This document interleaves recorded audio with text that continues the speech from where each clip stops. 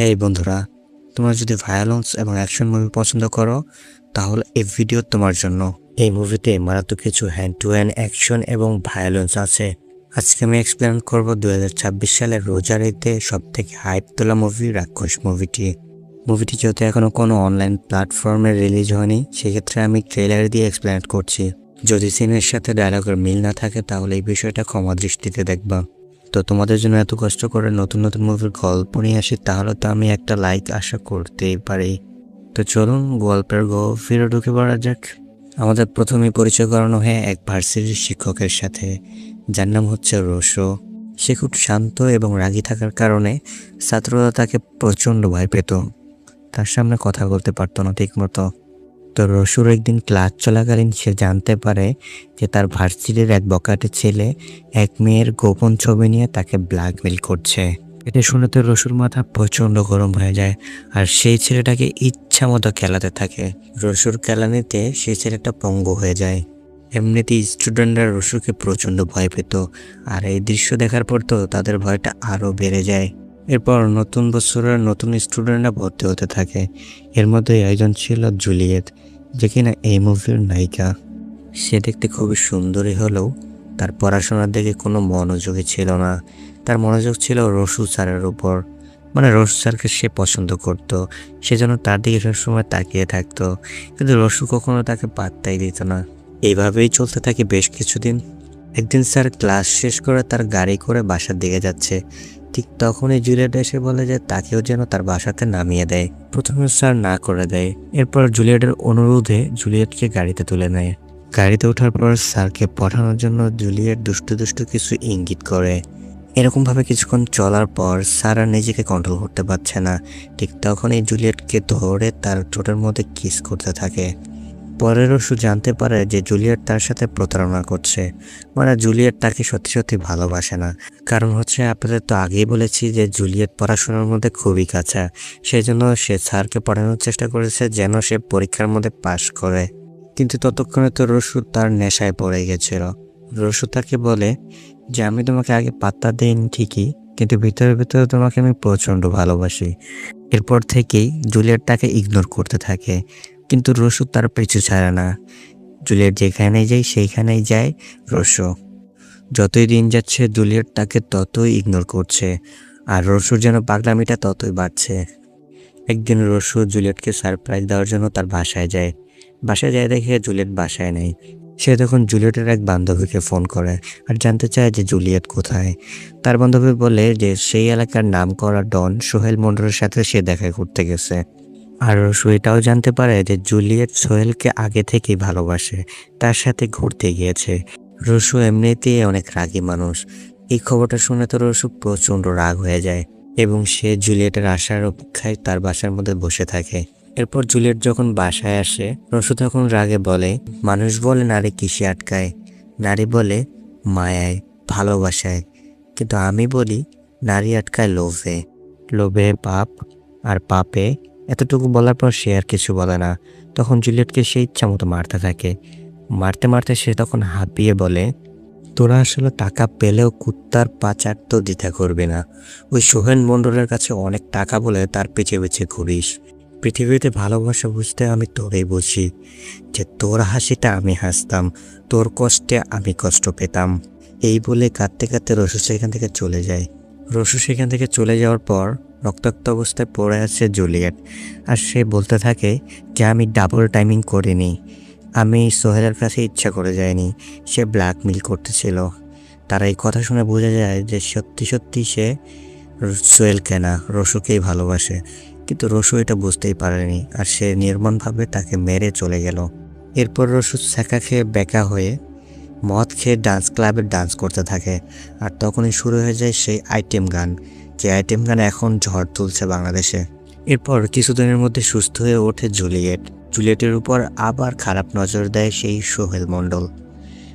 অনলাইনে তার ছবি দেখে সোহেল মণ্ডলের শরীরে একটা আগুন ধরে যায়, আর আজকে তার আগুনটা এত বেশি যে আজকে জুলিয়েটকে তার লাগবে। সে তখন জিল্লুকে বলে যে জুলিয়েটকে উঠায় নিয়ে আসতে। এই জিল্লু আবার বরবাদের জিল্লু না, এটা হচ্ছে সোহেল মণ্ডলের পার্সোনাল অ্যাসিস্ট্যান্ট জিল্লু।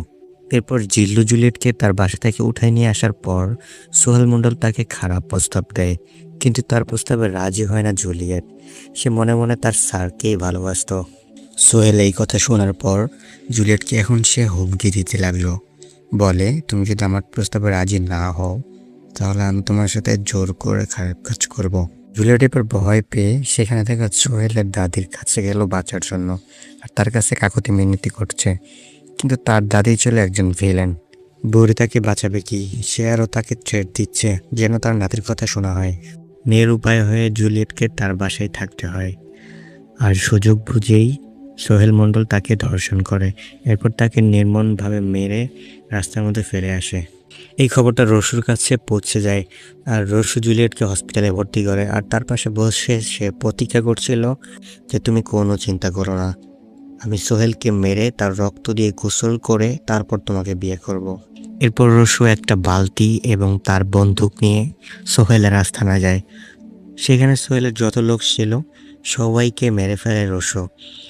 আর শেষে সোহেলের সাথে রসুর হ্যান্ড টু হ্যান্ড কিছু মারাত্মক অ্যাকশন দৃশ্য হয়। শেষমেশ সোহেল রসুর সাথে কিছুতেই পারছিল না, তখন সে আধমরা হয়ে নিচে পড়ে থাকে।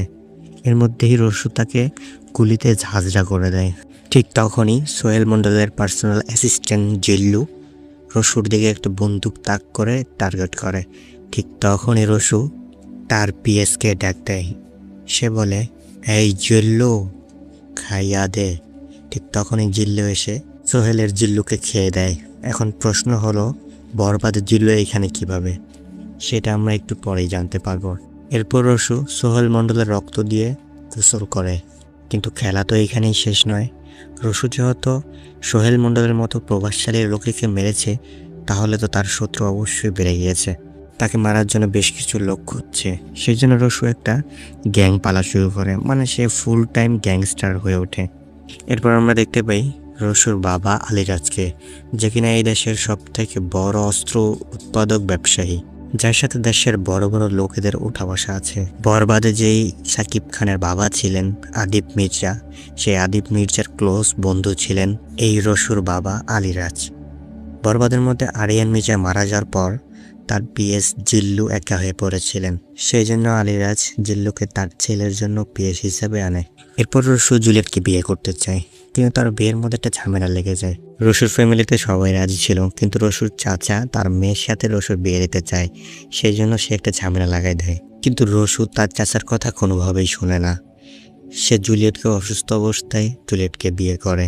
জুলিয়েটকে বিয়ে করার পর রসুর চাচা সেখানে এসে জুলিয়েটকে ইচ্ছামতো অপমান করতে থাকে, আর বলে যে জুলিয়েট একজন ধর্ষিতা। এটা শুনে তো প্রচুর রেগে যায় রসু, আর তার চাচাকে থ্রেট দিয়ে বলে যে এরপর থেকে আমাদের ফ্যামিলিতে যদি নাক গলান তাহলে তোর শরীরটা কুচি কুচি করে কেটে মরিচ লাগিয়ে দেব। ওদিকে দেখা যায় সোহেল মণ্ডল মরার পর তার দুই ভাই ছিল, আর তারা রসুকে মারার জন্য প্ল্যান করছিল।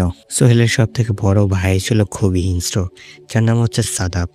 সে সবসময় তার কাছে একটা বাঘ নিয়ে ঘোরে। একদিন সোহেল মণ্ডলের ছোট ভাই তাদের সাঙ্গপাঙ্গকে নিয়ে তার ভাইয়ের মৃত্যুর প্রতিশোধ নিতে রসুকে মারতে তার বাসায় যায়, কিন্তু রসু বাসায় ছিল না। তখন রসুর পুরো ফ্যামিলিকে মেরে ফেলে তার ভাই। রসুর ফ্যামিলিকে এত সহজে মারার কারণ হচ্ছে রসুর চাচাও সোহেল মণ্ডলের ভাইয়ের সাথে হাত মিলিয়েছে। তার কারণ তার মেয়েকে বিয়ে করেনি রসু। রসু এর মধ্যে বাড়ি ফিরে দেখে যে তার পুরো পরিবার ধ্বংস হয়ে গেছে। তার চোখের সামনে তার পরিবারের মরদেহ দেখে সে নিস্তব্ধ হয়ে যায়, আর তার বুকে কঠিন প্রতিশোধের আগুন জ্বলে। ঠিক তখনই সোহেলের ছোট ভাই দাদিকে ভিডিও কলে রেখে রসুকে মারতে আসলে রসু উল্টা ভিডিও কলে তার দাদিকে দেখিয়ে দেখিয়ে সোহেলের ছোট ভাইকে মেরে ফেলে। সোহেলের ছোট ভাইকে মারার পর এখন তার চাচাকে মারতে যায় রসু, আর তার চাচাকেও সে কুচি কুচি করে কেটে সেখানে মরিচ লাগিয়ে দেয়। তো সেখানে বাঘ নিয়ে চলে আসে সোহেল মণ্ডলের বড় ভাই। সাদাবের সাথে মারামারি লেগে যায় রসু। এক পর্যায়ে সাদাবকে নির্মমভাবে মারে রসু। মোটমাট 3 ভাইয়ের চ্যাপ্টার একদম ক্লোজ করে দেয় রসু। এরপর রসু তার পিএস জিল্লুকে নিয়ে সোহেল মণ্ডলের দাদির কাছে যায়, আর যে বলে, তুই বুড়ি তোর 3 নাতিকে পাঠিয়েছিলে আমাকে মারার জন্য, কিন্তু এখন দেখ তোর একটা নাতিও বেঁচে নেই। এখন অবশ্যই তুই আমাকে মারার চিন্তা করছিস। এটা বলেই রসু বুড়িকে একটা বন্দুক তুলে দেয় আর বলে, তোর মনের ইচ্ছেটা পূরণ কর। ঠিক তখনই বুড়ি গুলি চালিয়ে দেয়, কিন্তু বন্দুকের মধ্যে বুলেট ছিল না। রসু তখন বলে যে বন্দুকটা আমার বন্দুক আমাকে মারবে না। এরপর গল্পটা এখানে শেষ নয়। 2-3টে বছর কেটে যাওয়ার পর রসুর একটা মেয়ে হয়েছে। রসু তার ছোট্ট পরিবারকে নিয়ে মার্স সমুদ্রের মধ্যে ঘুরতে এসেছিল। ঠিক তখনই সেখানে রহস্যময় এক টাকমাতা ভিলেনের আগমন হয়। সে দেখতে হুবহু রসুর মতো দেখতে। সেই টাকমাতা ভিলেন রসুর মেয়ে এবং তার স্ত্রীকে সেইখানে মেরে ফেলে, আর রসুকেও মারার চেষ্টা করা হয়, কিন্তু রসু শেষমেশ বেঁচে যায়। রসুর চোখে মুখে দেখা যাচ্ছে তার স্ত্রী সন্তানের প্রতিশোধের আগুন। এরপর কি হলো সেটা দেখতে পাবেন আপনারা রাক্ষস 2-তে। তো বন্ধুরা, গল্পের সাথে সাথে আজকের ভিডিও আমি এখানেই শেষ করছি।